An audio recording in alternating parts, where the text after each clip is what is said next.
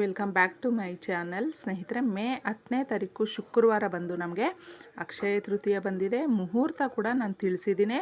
ಆ ಮುಹೂರ್ತ ಬಂದು ಆ ಸಮಯಕ್ಕೆ ನಾವು ಕೆಲವೊಂದು ವಸ್ತುಗಳನ್ನ ತಗೊಂಡು ಬರೋದು ಅಂದರೆ ಪೂಜೆ ಸಮಯ ಕೂಡ ತುಂಬ ವಿಶೇಷವಾಗಿರುತ್ತೆ. ಬೆಳಗ್ಗೆನೇ ಬ್ರಾಹ್ಮಿ ಮುಹೂರ್ತದಲ್ಲೇ ಅಂದರೆ 5:30ಯಿಂದ ಮಧ್ಯಾಹ್ನ 12:30 ತುಂಬ ಶ್ರೇಯಸ್ಕರವಾದ ಒಂದು ಸಮಯ ಅನ್ನೋದಿದೆ ಸ್ನೇಹಿತರೆ. ಆ ಸಮಯದಲ್ಲಿ ನೀವು ಪೂಜೆ ಮಾಡಿ ಹಾಗೆ ಮನೆಗೆ ಕೆಲವೊಂದು ವಸ್ತುಗಳನ್ನ ಕೊಂಡುಕೊಂಡು ಬರೋದ್ರಿಂದ ತುಂಬ ಶುಭದಾಯಕವಾಗಿರುತ್ತೆ.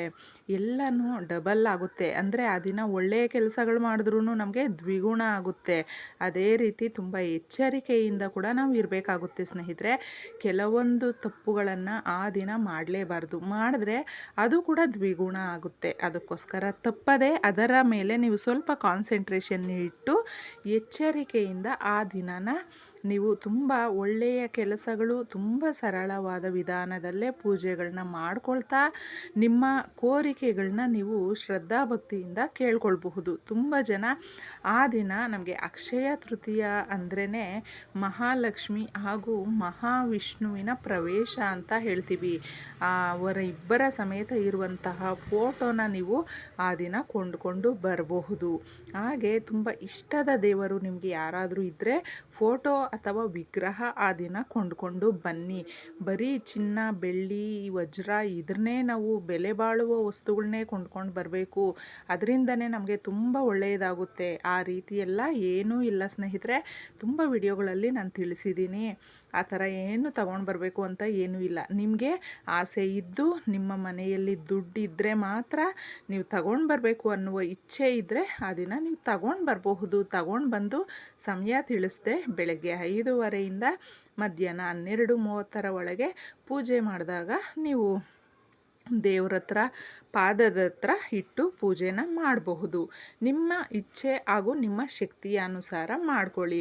ಅದಕ್ಕೋಸ್ಕರ ಅಂತಲೇ ನಾವು ಬೇರೆಯವರು ನಮಗೆ ಅವರು ಬೆಳ್ಳಿ ತಗೊಂಡು ಬಂದಿದ್ದಾರೆ, ನಾವು ಚಿನ್ನ ತಗೊಂಡು ಬರಬೇಕು, ಅವರು ತುಂಬ ವಸ್ತುಗಳನ್ನ ಕೊಂಡ್ಕೊಂಡು ಬಂದಿದ್ದಾರೆ, ನಾವು ಸಾಲ ಮಾಡಿ ಆದರೂ ತಗೊಂಡು ಬರಬೇಕು, ಈ ಥರ ಮನಸ್ಸಲ್ಲಿ ಇಟ್ಕೊಳ್ಳೋದಕ್ಕೆ ಯಾವುದೇ ಕಾರಣಕ್ಕೂ ಹೋಗಬೇಡಿ. ಯಾಕಂದರೆ ಅದು ಅವರವರ ಶಕ್ತಿಯ ಅನುಸಾರ ಯಾರು ಏನೇ ತಗೊಂಡು ಬರಲಿ, ನಮ್ಮ ಹತ್ರ ಎಷ್ಟು ದುಡ್ಡಿದೆಯೋ ನಾವು ಏನು ತಗೊಳ್ಬೇಕು ಅಂತ ಮನಸ್ಸಲ್ಲಿರುತ್ತೋ ಅದನ್ನೇ ಮಾಡಬೇಕು. ಸಾಲ ಮಾಡಿ ತಗೊಂಡು ಬರೋದಕ್ಕೆ ನೀವೆಲ್ಲ ಏನು ಹೋಗಬೇಡಿ. ಹಾಗೆ ಗುಲಗಂಜಿನ ತೋರಿಸ್ದೆ, ಅದು ತುಂಬ ಕಡಿಮೆ ರೇಟಲ್ಲೇ ನಮಗೆ ಈ ಗ್ರಂಥಿಗೆ ಅಂಗಡಿಗಳಲ್ಲಿ ಸಿಗುತ್ತೆ ಸ್ನೇಹಿತರೆ. ಲಕ್ಷ್ಮೀ ದೇವರಿಗೆ ತುಂಬ ಪ್ರಿಯವಾದಂತಹ ವಸ್ತುಗಳಲ್ಲಿ ಗುಲಗಂಜಿ ಕೂಡ ತುಂಬ ಶ್ರೇಷ್ಠವಾದ ವಸ್ತು. ಆ ವಸ್ತುನ ಆ ದಿನ ನಮ್ಮ ಮನೆಗೆ ಕೊಂಡುಕೊಂಡು ಬಂದು ದೇವರ ಪಾದದ ಮುಂದೆ ಇಟ್ಟು ನೀವು 9, 11, 21 ಈ ರೀತಿ ನೀವು ಅದನ್ನು ಕೇಳಿ ಎಷ್ಟು ರೇಟು ಅಂತ ತಿಳ್ಕೊಂಡು ತಗೊಂಡು ಬನ್ನಿ. ತುಂಬ ಕಡಿಮೆ ರೇಟಲ್ಲೇ ನಮಗೆ ಸಿಗುತ್ತೆ. ಅದು ಕಪ್ಪು ಸ್ವಲ್ಪ ಇರುತ್ತೆ ಸ್ನೇಹಿತರೆ. ಪೂರ್ತಿಯಾಗಿ ಕೆಂಪುದು ಕೂಡ ಏನಾದರೂ ಸಿಕ್ಕಿದ್ರೆ ನೀವು ತಗೊಂಡು ಬರಬಹುದು. ಸ್ವಲ್ಪ ತಳದಲ್ಲೇ ಕಪ್ಪು ಇರುತ್ತೆ, ನೀವೇನು ಚಿಂತೆ ಮಾಡೋದು ಬೇಡ. ಅದನ್ನೇ ಗುಲಗಂಜಿ ಅಂತ ಹೇಳ್ತೀವಿ. ಡಿಸ್ಪ್ಲೇನಲ್ಲಿ ನೋಡಿಸಿದ್ದೀನಿ ಆ ರೀತಿ ಇರುವಂಥದ್ದು. ನಿಮ್ಮ ಮನೆಯಲ್ಲಿ ಇದ್ದರೆ ತಗೊಂಡು ಬರೋದಕ್ಕೆ ಹೋಗಬೇಡಿ. ನೀವು ಮಹಾಲಕ್ಷ್ಮಿಗೆ ಇಷ್ಟವಾದ ಎಲ್ಲ ವಸ್ತುಗಳಲ್ಲಿ ಯಾವುದಾದ್ರೂ ಒಂದು ವಸ್ತುವನ್ನಾದರೂ ನೀವು ಆ ದಿನ ಕೊಂಡುಕೊಂಡು ಬರಬಹುದು. ನೀವು ಇದಕ್ಕೂ ಮುಂಚೆ ಅಂದ್ಕೊಂಡಿರ್ತೀರ ಪೂಜೆಗಳಿಗೆ ನಾವು ಈ ವಸ್ತುಗಳನ್ನ ಕೊಂಡ್ಕೊಂಡು ಬರಬೇಕು ಅಂತ. ಆ ದಿನ ಕೊಂಡ್ಕೊಂಡು ಬನ್ನಿ ಅಷ್ಟೇ. ತುಂಬ ಶುಭದಾಯಕವಾಗಿರುತ್ತೆ. ಹಾಗೆ ಆ ದಿನ ತಪ್ಪು ಮಾಡೋದಕ್ಕೆ ಹೋಗಬಾರ್ದು ಸ್ನೇಹಿತರೆ. ಅಂದರೆ ನಾವು ಸುಳ್ಳು ಹೇಳ್ಬಾರ್ದು. ಏನೋ ಕಾರಣಗಳಿಗೆ ಸುಮ್ಮನೆ ಸುಳ್ಳು ಹೇಳೋದು. ಹಾಗೆ ಆ ದಿನ ಸಾಲ ಮಾಡೋದಕ್ಕೆ ಹೋಗಬೇಡಿ. ಸಾಲ ಮಾಡೋದು ನಾವು ಏನಾದರೂ ಯೋಚನೆ ಕೂಡ ಮಾಡಿದ್ರೂ ಅದು ಮತ್ತೆ ರಿಪೀಟ್ ಆಗ್ತಾನೇ ಇರುತ್ತೆ ಸ್ನೇಹಿತರೆ. ಹಾಗೆ ಯಾರ ಹತ್ರನೂ ಆ ದಿನದಲ್ಲಿ ಜಗಳ ಮಾಡೋದಕ್ಕೆ ಹೋಗಬಾರ್ದು. ಬೇರೆಯವ್ರ ಬಗ್ಗೆ ನಾವು ಕೆಟ್ಟದಾಗಿ ಆಲೋಚನೆ ಮಾಡಬಾರ್ದು. ಅವರು ಕೆಟ್ಟೋಗಲಿ, ಅವರ ಜೀವನದಲ್ಲಿ ಹಾಳಾಗಲಿ, ಈ ರೀತಿ ಆ ದಿನ ನಾವು ಆ ಥರ ಯೋಚನೆಗಳು ಕೂಡ ನಮ್ಮ ಹತ್ತಿರಕ್ಕೆ ಬಾರದೇ ಇರುವ ರೀತಿಯಲ್ಲೇ ನೋಡ್ಕೊಳ್ಬೇಕಾಗುತ್ತೆ.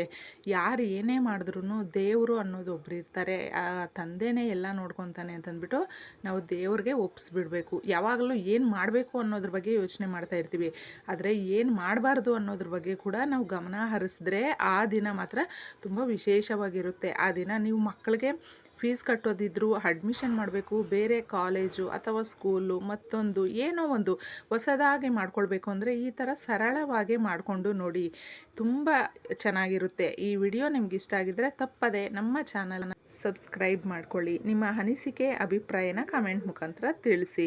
ನಾನು ಸಿಗ್ತೀನಿ ಮುಂದಿನ ವಿಡಿಯೋನಲ್ಲಿ. ಅಲ್ಲಿವರೆಗೂ ಎಲ್ರಿಗೂ ಧನ್ಯವಾದಗಳು.